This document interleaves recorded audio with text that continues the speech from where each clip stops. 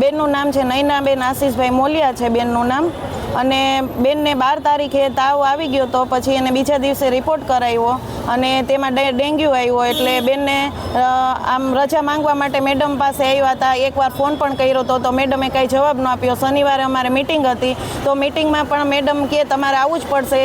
પછી એ બેન મિટિંગમાં આવ્યા, ચાલી શકે તેવી હાલતમાં પણ નહોતા તો પણ મિટિંગમાં આવ્યા. મેડમે કાંઈ પણ જવાબ ન આપ્યો. અડધી કલાક સુધી બેસાડ્યા કે બેસો બેન ગોળી લઈને.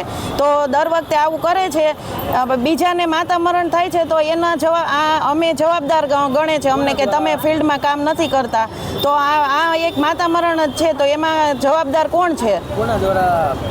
અમારા કોઠારી આરોગ્ય કેન્દ્રના એમઓ મેડિકલ ઓફિસર છે ડૉક્ટર યાસ્મીન, એના દ્વારા પ્રેશર કરવામાં આવ્યું હતું.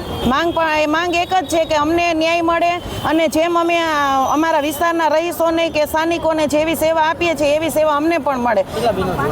અત્યારે તો આખા રાજકોટના બહેનો અહીંયા હાજર છે, બધા કેન્દ્રોના બહેનો અહીંયા આવેલા છે. આગામી સમયમાં અમારી કાંઈ પણ માંગ સ્વીકારાશે નહીં તો અમે અહીંયા કાયમ બેસું કોર્પોરેશને. ભગવાન તેમના આત્માને શાંતિ આપે અને એમના પરિવારને આ વજ્રઘાત સહન કરવાની ક્ષમતા આપે અથવા શક્તિ આપે એવી ભગવાનને પ્રાર્થના. આ ઉપરાંત અન્ય આશા બહેનો દ્વારા આ બાબતે એક રજૂઆત છે માનનીય કમિશનર સાહેબને કરવામાં આવી છે. સૌપ્રથમ તો જે નૈનાબેન અશોકભાઈ મોલિયા જે આશા વર્કર જે છે એમને 13 તારીખે તાવ આવતો હતો અને ગત 14ના રોજ એમને મેડિકલ ઓફિસર દ્વારા મિટિંગ માટે બોલાવ્યા. મિટિંગમાં આવતા તેમને તાવ વધારે જણાતા મેડિકલ ઓફિસર દ્વારા એમને પેરાસિટામોલ ટેબ્લેટ આપી આરામ કરીને તરત છે પરત જવાનું કહેતું હતું.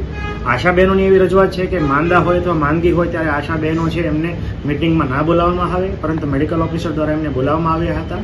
અને આ બાબતે હાલ જે છે અમે એક તપાસ જે છે મારા અધ્યક્ષસ્થાને અમે તમામના નિવેદન લઈને આગળ ઉપર આમાં એક તપાસ છે બેસાડીશું.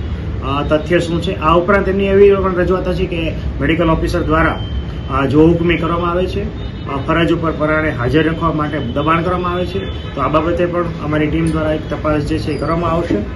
હાલ જે છે આ શંકાસ્પદ ડેન્ગ્યુના મૃત્યુ બાબતે અમારી આનો પીએમ રિપોર્ટ જે છે મૃત્યુનું સચોટ કારણ જે છે એ અવાઇટેડ છે.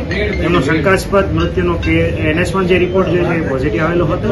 આગળ ઉપર જે છે એ પીએમ રિપોર્ટ આવે આપણે ચોક્કસ મૃત્યુનું કારણ છે જાણી શકાય. પરંતુ હાલ જે આશા બહેનોની રજૂઆત જે છે એનો અમે મેડિકલ ઓફિસરની સામે જે તપાસ છે આપીશું.